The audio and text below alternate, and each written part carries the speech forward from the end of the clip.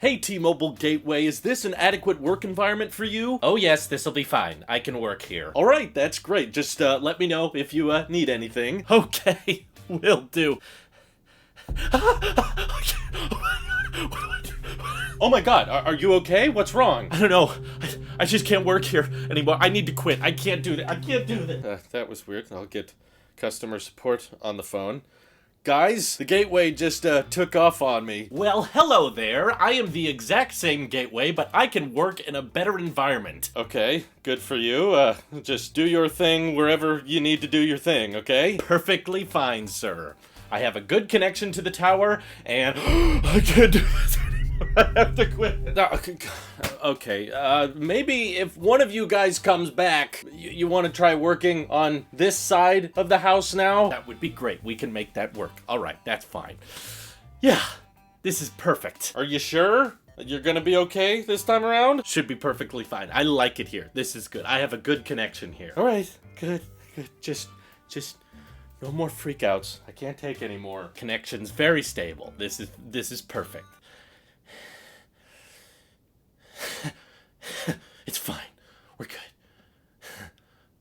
6 months later, let's begin.